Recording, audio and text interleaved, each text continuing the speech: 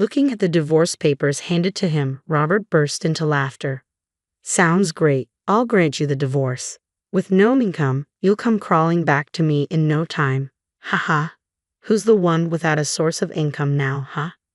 My knave husband believes I'm leaving him without a plan. Little does he know about the trap I've laid out. I'm Emma. I've lived with my husband Robert amidst his mother and 2 older sisters. Robert has always had that youngest sibling charm, accustomed to being pampered. As the eldest child myself, I'm used to taking charge. At work, I'm respected as a leader, while Robert, my same age, increasingly leans on me. Emma, my computer froze. Oh no, did you save your work? I forgot. Seriously, let me help you redo it. Hand me your hard copies. Our dynamic duo with me supporting the ever-errant Robert became well known around the office. Over time, Robert started confiding in me about personal matters, and our time together after work grew. As the nurturing elder sister type, I didn't mind being his pillar of support. One day, Robert asked me out. I thought, why not continue like this? So, I agreed and we started dating. Robert was thrilled to publicly acknowledge our relationship, and the company gave their blessing. Our dating continued until we married. After we exchanged vows, I chose to step back from my career to be a supportive wife.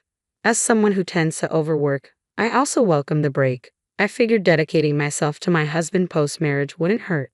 Several years passed, and Robert steadily ascended the corporate ladder. One day, a close colleague invited me out for drinks. As we caught up happily, my colleague, visibly relieved, remarked, "It's good to see you haven't changed, Emma." "Huh? Why?" "Well, from what Robert's been saying, you know." Robert's colleagues exchanged glances. "Hey, what has Robert been saying about me?" "We've heard that Emma isn't very good at managing household chores and that Robert supports you in everything." "No, that's not true." "It is. He often says, I'm the breadwinner. Emma wouldn't survive without me." "Yeah, we were surprised too." "Our Emma, really?" It seems Emma helping him at work was just Robert's way of making it seem that way. According to Robert, he's actually more competent at work. He even mentioned that Emma quit her job due to feelings of inadequacy. Their words left me truly shocked. Robert, who had been spoiled by his mother and sisters until we married, couldn't boil water, let alone handle household chores like cleaning, laundry, or daily cooking. I took care of everything at home, yet he's been spreading completely false stories to everyone. Not only that, he's been circulating absurd rumors about why I became a full-time housewife, claiming he's better at work, and that made me feel inadequate, so I quit. It's absurd. Why would he spread such lies? I was so shaken that I left the party early. As soon as I got home, I confronted him. "Robert, are you bad-mouthing me at work?" "Stop it." Robert responded casually. "It just came up in conversation. Wouldn't you be proud if people thought your husband was capable? You haven't said anything you shouldn't have you?" "I haven't said anything. Actually, I was too shocked today to respond properly. I'll set things straight from now on." "Don't get worked up over something trivial. You're being childish." "Haha." "Stop stressing," Robert says, "but it's not pleasant to hear gossip behind your back."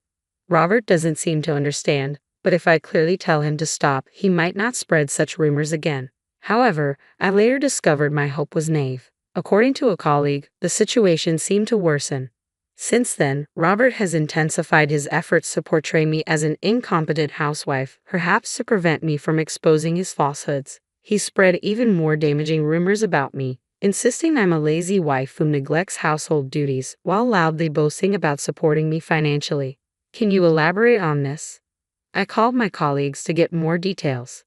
"Well, after that, Robert started bad-mouthing you to our boss as well. Even to the boss. Robert claimed you were so embarrassed that you begged him, 'Please keep our private life out of the office.' You never said that, did you, Emma?" "Of course not." I vehemently denied it. He seemed to anticipate that whatever I might tell our colleagues would only sound like an excuse. I told everyone the truth, that I manage all the household chores and Robert can't handle anything at home. Besides, he often seeks my advice when he faces work challenges. When he admitted he didn't know how to prepare a proposal, I even helped him draft documents. Afterward, he left everything to me because it was quicker if I did it all. As I expected, my former colleagues, who knew me well, immediately believed me. Reluctantly, they continued. "I debated whether to share this with you, Emma. According to them, Since his promotion, Robert has been using his position to invite young women from work to dinners. There's one in particular he seems to favor, and she doesn't seem to mind. Lately, they've been seen together late at night quite often. Actually, I've seen it myself, Robert arm in arm with her having an intimate dinner at a restaurant. Indeed, Robert had been returning home late at night frequently lately, citing overtime work. He'd even leave early on weekends, claiming business trips.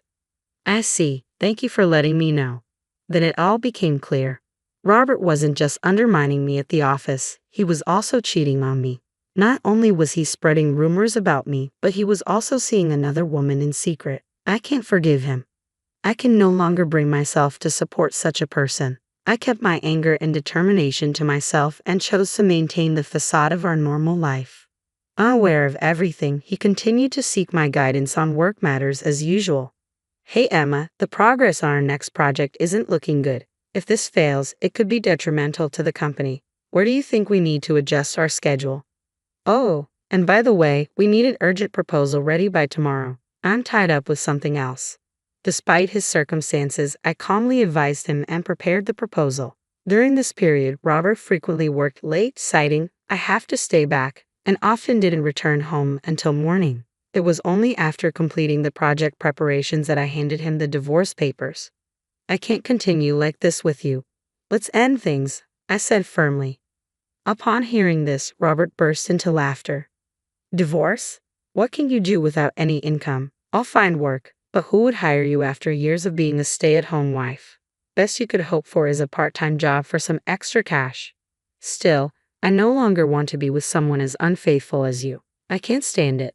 When I mentioned his infidelity, he was taken aback and raised his voice. What? An affair? You're just imagining things, aren't you? Do you have any proof?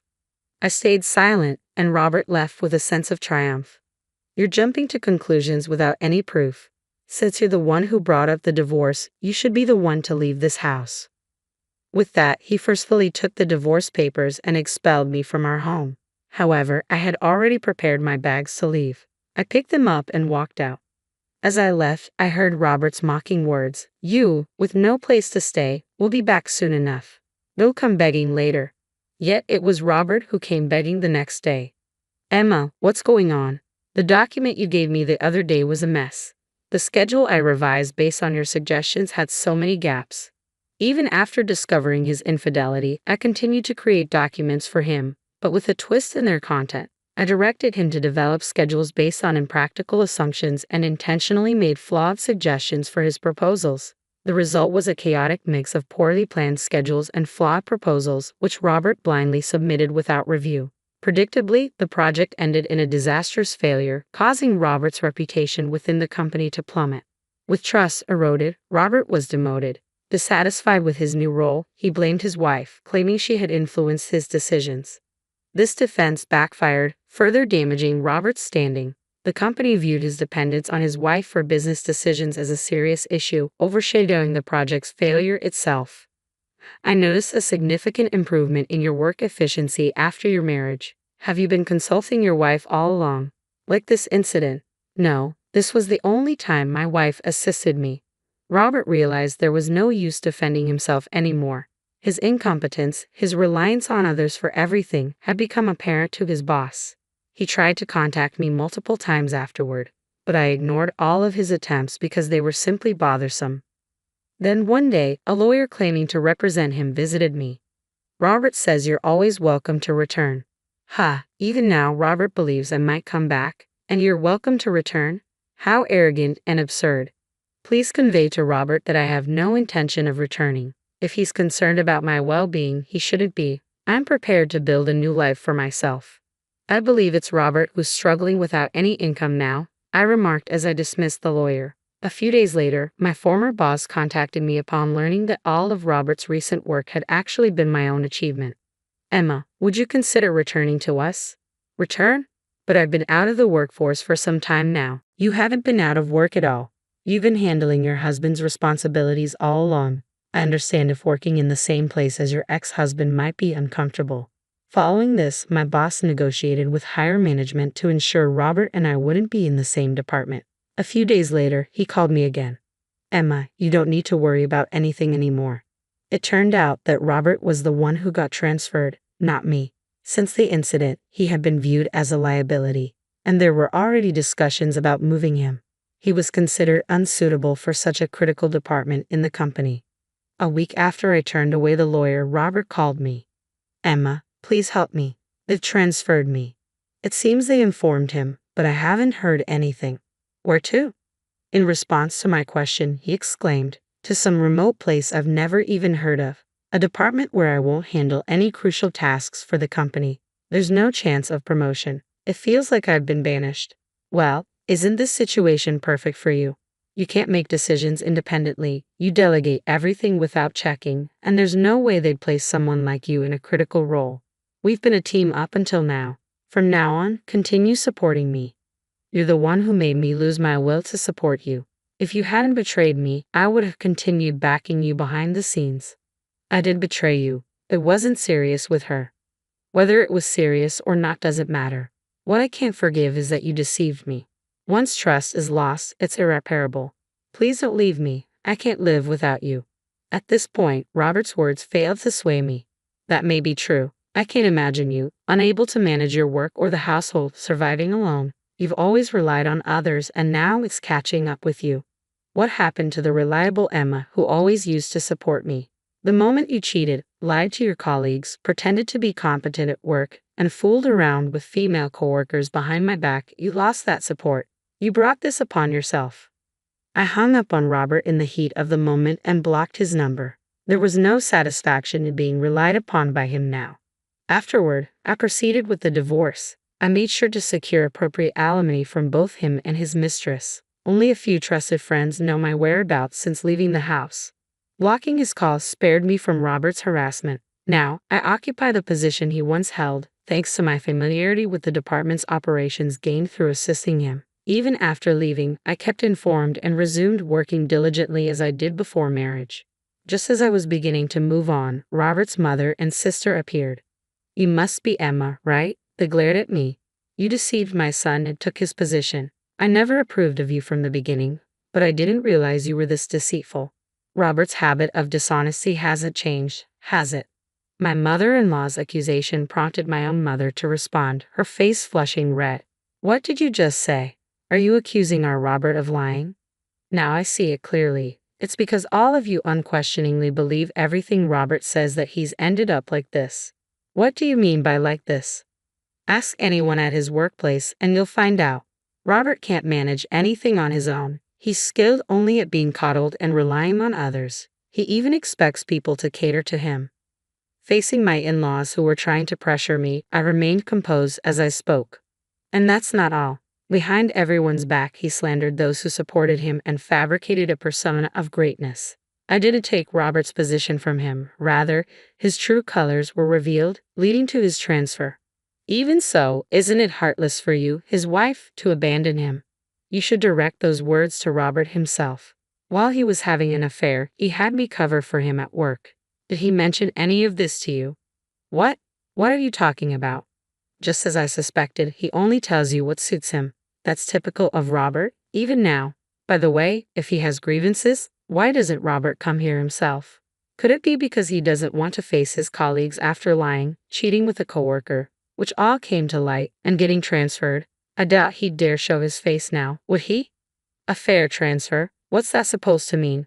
I suggest you not take everything he says at face value. I'll take my leave now. Realizing the truth in my words, my in-laws left awkwardly and quietly. With Robert having played his final cards through his mother and sister, there's likely nothing more he can do. Whether he chooses to reflect on himself while living in a remote place or continues his old ways is no concern of mine. I'll simply focus on living my own life.